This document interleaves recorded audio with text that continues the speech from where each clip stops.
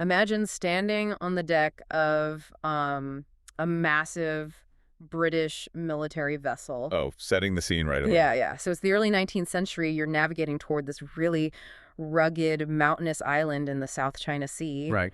And you look down at your official naval map to check the name of the landmass you're approaching. And, well, it doesn't say Hong Kong. The official geographic marker for the entire island is Hung Hung Lo. Which translates directly to Red Incense Burner. Exactly. It is such a jarring disconnect from the global financial hub we know today. You really don't expect a colonial military map to name an entire island after a piece of temple paraphernalia. Right. It makes no sense. But that is actually the perfect entry point into the comprehensive historical research file we are unpacking today. Yeah, the research report on the history of Hong Kong's Tin Hau. That's the one. We're doing a deep dive into the Tin Hau and Tai Hang districts. Yeah. And let me tell you, this file completely changes how you experience a modern cityscape. Because if you walk through those districts today, you just see permanence, right? Steel, glass, concrete. High-end dining, luxury residential towers, pristine transit stations. Exactly. It feels inevitable, like that orderly grid of commerce was just always there. But these historical sources strip all of that away entirely. They really do. We are dialing back to a time before the massive land reclamations, when this area was, the absolute definition of a chaotic marginal frontier. Completely unrecognizable. We are talking about a muddy valley at the foot of steep mountains, constantly battered by typhoons, prone to severe flooding. And it was populated largely by marginalized immigrants and boat dwellers. Okay, let's unpack this, because even the transition from that muddy frontier to the modern grid has these fascinating sort of forgotten stepping stones. Oh, absolutely. Like if you walk down Lao Li Street today, you would never guess it was the 19th century hub for glass factories. Yeah, Lao Lai literally translates to glass. Right, and they were manufacturing kerosene lamps for the big theaters over in Central. Or Electric Road, which gets its name from a massive power plant built there in 1913. But long before the power plant and before the glass factories, before the British ever dropped an anchor, really, there was that name on the map, the Red Incense Burner. Hung Lo. Yes. The Qing Dynasty actually had a military outpost there called the Hung Logsun. It was a water patrol station. The name was so firmly established that even early British official dispatches used it. The local mythology behind how a military outpost gets named after an incense burner is just fantastic. That's a great story. Right. So the area was originally settled by the Hakkatai clan, and they carried down two competing origin legends. The first claims that a mysterious red stone, naturally shaped like an incense burner, just washed ashore one day. And the local fishermen saw this as a direct blessing from Tin Hau, Yeah. the goddess of the sea. Exactly. So they enshrined the stone right there on the beach. But there's a second legend, too. Yeah, passed down by the keepers of the Tai family temple. It says that clan members were cutting grass near the shoreline and stumbled upon an entire fully formed statue of Tin Hau just hidden in the brush. Either way, the physical site became incredibly magnetic. It really did. It drew so many worshippers that the Thai clan eventually pooled their resources to build a proper structure known as the Saltboat Bay Red Incense Burner Temple. And the geography literally bent to accommodate the belief. The mountain behind it became Red Incense Burner Mountain. The water became Red Incense Burner Harbor. And here is a phenomenal hidden gem for you. That anchor, that historical focal point, it still exists. Yes. If you are in Hong Kong, you can go to Tin Hau Temple Road in Causeway Bay. You are looking at the original Causeway Bay Tin Hau Temple. It is the sole reason the entire modern neighborhood and the nearby MTR station are named Tin Hau. The city quite literally grew around this one mythological center. But, holding on to that focal point required some serious maneuvering over the years. Oh, definitely. The belief might have been ancient, but the environment around it was rapidly modernizing. By 1928, the British colonial government decided they needed a tighter grip on the local Chinese population. Ah, yes. So they passed the Chinese Temples Ordinance. Right. And the stated goal of that ordinance was to, quote unquote, institutionalize Chinese temples, right? To put their management, their property, and crucially, their massive donation income under a government-run committee. That was the strategy, yeah. Because these temples weren't just spiritual centers. They were the economic engines and social safety nets for their communities. So the colonial government wanted to take that massive influx of donation money and funnel it towards secular charities of their choosing. Exactly. It was basically a sweeping power grab disguised as bureaucratic standardization. Almost every public temple in Hong Kong was absorbed into this system and lost its autonomy. Except the Causeway Bay Tin Hau Temple. Except them. And the way they fought back is just incredible. The Tai clan, the descendants of the original founders, they didn't stage a protest or a spiritual uprising. They looked at British corporate law and essentially weaponized it to protect a traditional Chinese clan asset. It was a remarkably sophisticated legal defense. The Tai clan went to the colonial authorities and argued that the government ordinance only applied to public temples. Wait, so they basically used a corporate loophole to beat the colonial government at its own game? They absolutely did. Yeah. They provided documentation proving that their temple, the land it sat on, and the revenue it generated were actually the private assets of a registered corporate entity called Tai Fuk Tong Co. That is amazing. It was an incredibly risky maneuver, though. If the government had rejected their claim, the clan would have lost a century of heritage overnight. Wow. But the legal documentation was airtight. Because they had such a strong, formalized claim to private property, they won a very rare special exemption. So they bypassed the government committee entirely. Completely. They kept their independence, their property, and their profits. And because they maintained that private control, the physical evidence of their victory is actually still there for you to see today. That's the bad part. Yeah, if you visit the temple, which is still run by the Tai family, by the way, look up at the roof. You'll see these incredibly intricate, rare Siwan ceramic roof ridges. They survived perfectly intact because the family had the legal authority to tell the government to keep its hands off during renovations. They didn't get standardized out of existence. Right. So we see the Tai clan throwing up a legal wall against colonial control. But a few streets over, in the Tai Hang Valley, the community had to build literal physical walls against something much harder to litigate. The environment itself. Exactly. The Tai Hang Valley in the mid-19th century was a brutal place to live. I mean, Tai Hang literally translates to big water channel. And it lived up to the name. Whenever a typhoon hit, which, is pretty frequent in Hong Kong, the mountain streams would swell and turn the entire valley into a muddy, flooded disaster zone. Which fundamentally dictates the architecture of the area. And nothing demonstrates this better than Lin Fa Kung or the Lotus Palace Temple. Oh, yes. The architecture there is wild. It completely breaks the rules of traditional Chinese architectural design. It was rebuilt in 1863, and first of all, the front half of the building is shaped like a half octagon. Right. But the wildest part is that the front of the temple is propped up in the air on these massive 10 to 12-foot granite pillars. Oh, and it has no front door. Not at all. You physically cannot walk into the front of the building. You have to climb up these winding side staircases to get inside. And there's a very specific ecological necessity behind that design. The temple was built right over the mud in the tidal zone. Because this is before modern land reclamation, right? Exactly. The temple sat right on the water's edge. When high tide rolled in or the mountain streams flooded the valley, the ocean water would rush right under those granite pillars. So elevating the temple kept the floodwaters out of the main hall, but it also created this stunning visual effect.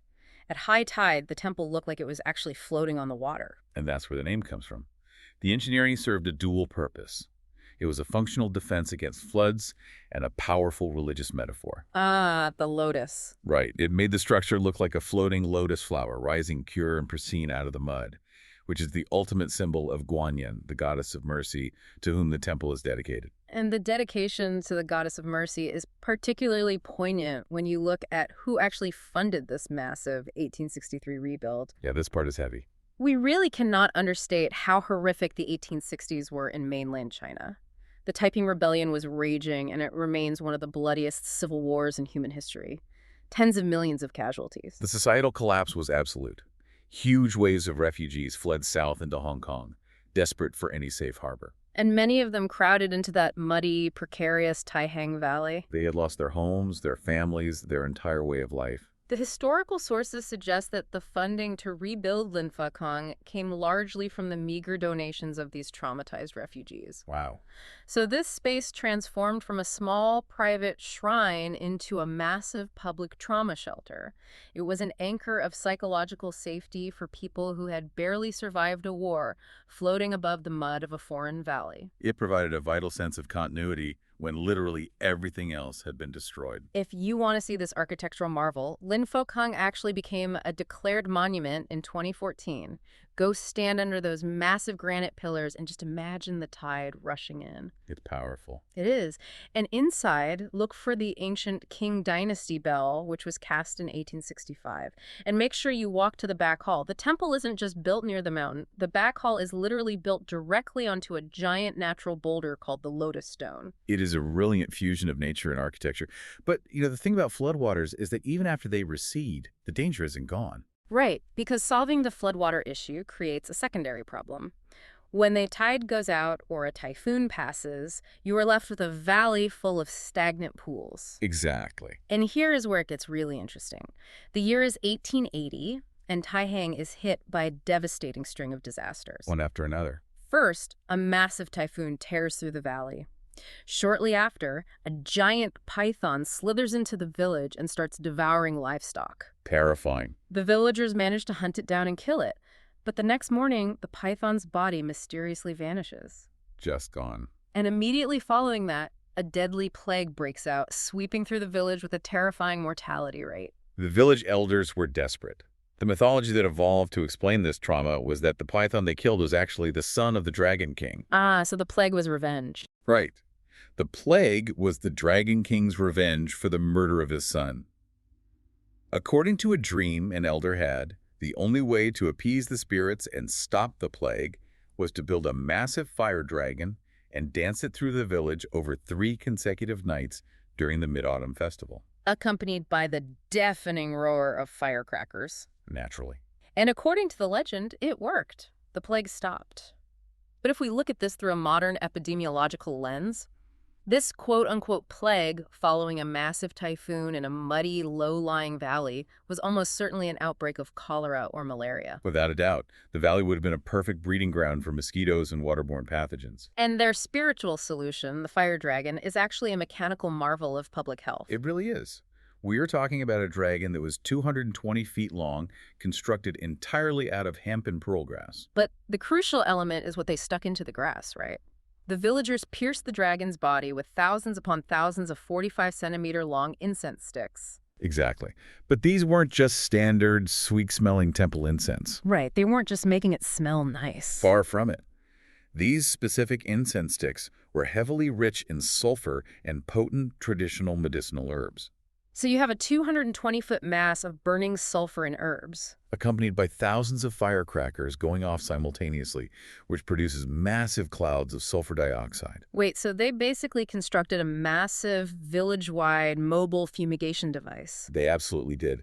They carried this burning, smoking, roaring behemoth through every single narrow street, alleyway, and corner of the village over 3 nights. Wow. The intense smoke, the overwhelming sulfur, the herbal compounds, it would have been incredibly effective at driving away or killing the mosquitoes carrying the malaria and chemically purifying the stagnant air of the valley. That is just brilliant. It's a pre-scientific public health intervention, perfectly camouflaged as a religious ritual. It's incredible. The villagers believed they were fighting a spiritual war against the Dragon King. But on a molecular level, they were systematically carpet-bombing disease vectors. What's fascinating here is how traditional rituals so often contain these deep, highly functional survival mechanisms embedded right within the mythology. And you can still experience this today. The Tai Hang Fire Dragon Dance is now officially recognized as a national and tangible cultural heritage event. It's quite a sight. If you are in Hong Kong during the Mid-Autumn Festival, you can stand in the streets of Tai Hang and watch this 220-foot beast of fire and smoke swirl past you. And the continuity is wonderful, Before the dance begins, the unlit grass dragon is still brought into the Lin Fa Kung temple, that floating lotus temple funded by refugees we talked about, to have its eyes dotted by the goddess of mercy.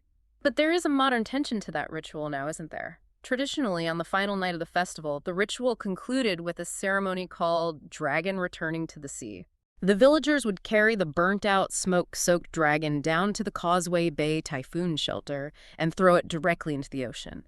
The symbolism was clear. The dragon was physically carrying the plague and the bad luck entirely off the land and washing it away forever. But you can't exactly throw a 220-foot bundle of charred hemp and sulfur into a modern, heavily regulated harbor anymore. No, definitely not. In the late 20th century, modern environmental protection laws were enacted to protect the harbor's water quality. The government strictly banned the practice of throwing the dragon into the sea. Makes sense environmentally. Yeah. Now the community is forced to burn the dragon on land instead, in a modified ceremony they call flying dragon in the sky. You know, that forced migration from the fluid, open water onto the regulated static concrete actually mirrors the history of an entire demographic in Hong Kong, the Tanka people. Oh, absolutely. The Tanka were a marginalized group of boat-dwelling fisherfolk. For centuries spanning across the Ming and Qing dynasties and deep into the British colonial era, they were historically barred from settling on land. They weren't allowed to live on shore at all. No, they had no land rights, no terrestrial property, and no formal communities ashore. I've seen sociologists refer to the typhoon shelters where they lived, like the one in Causeway Bay, as floating heterotopias. That's a great term. Essentially, they were alternate worlds operating with their own societal rules, their own economy, and their own culture, existing just a few hundred yards off the coast of a highly regulated British colony. It's a perfect way to describe it. And the ultimate symbol of that alternate waterbound world was their own temple. Which was on a boat. Yes. During the chaos of World War II, a Tanka fisherman rescued a Tin Hau statue from a destroyed temple in the Pearl River Delta. He kept it safe on his personal living boat for years. Wow. Eventually, the fishing community pooled their money, built a dedicated wooden temple boat, and in 1955 officially moored it in the Causeway Bay typhoon shelter. Just think about the legal gray area that created. For decades, this wasn't classified as a religious building subject to all those strict government ordinances we talked about earlier. Right. Legally, it was just a boat. It allowed the Tanka people to maintain a fluid, self-managed spiritual sanctuary entirely off the grid. And it was a highly exclusive, intimate experience. You couldn't just walk up to this temple. How did you get there? Well, to visit, worshippers had to go to the edge of the harbor, hire an elderly Tanka woman in a small wooden sampan, and pay her to row them out through the maze of fishing vessels into the middle of the typhoon shelter. Oh, wow. Yeah, and the temple boat itself was so small it could only hold 9 worshippers at a single time. It sounds incredibly atmospheric, but the modern world inevitably closed in, right? It always does. The local fishing industry steeply declined, the boat-dwelling population shrank as younger generations moved ashore for work, and maintaining an aging wooden temple boat in typhoon waters just became financially crippling. They had no choice but to negotiate with the government to bring the temple onto land, and that negotiation process took 30 years. 30 years. Yeah.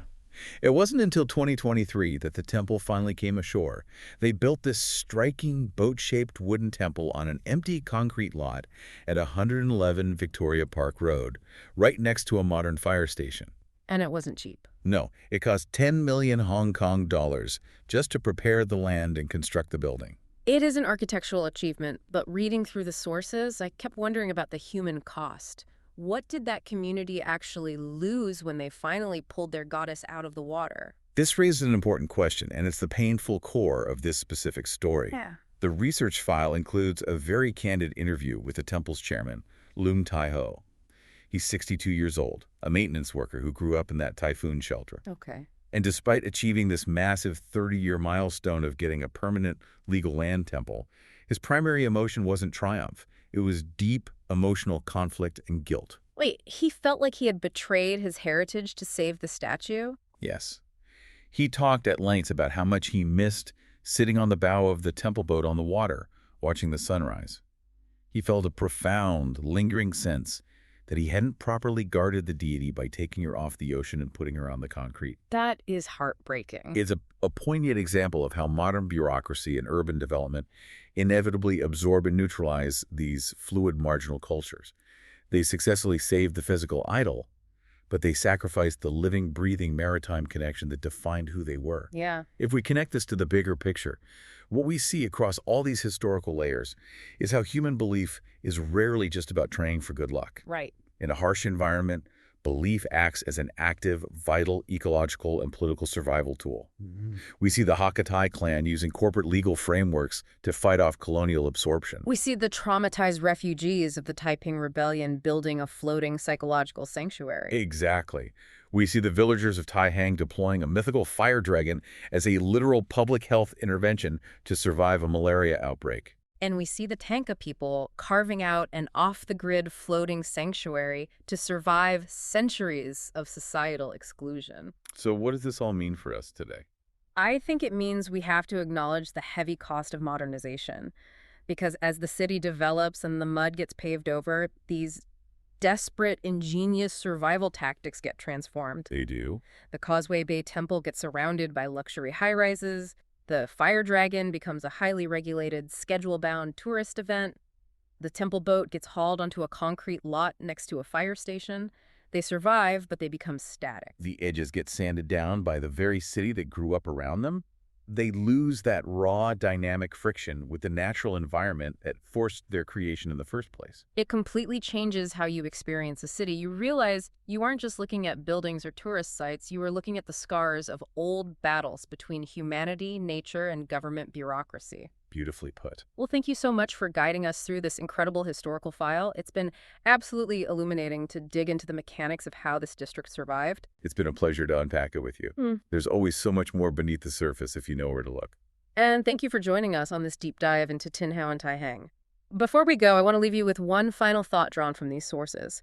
We mentioned earlier that massive infrastructure projects changed the landscape, like the MTR construction in 1982 that permanently closed parts of Electric Road, cementing this area's gentrification into the high-end residential zone you see today. Right. The next time you find yourself walking past those luxury facades, the high-end dining, and those pristine MTR stations in Tin Hau, I want you to stop and look down at the pavement.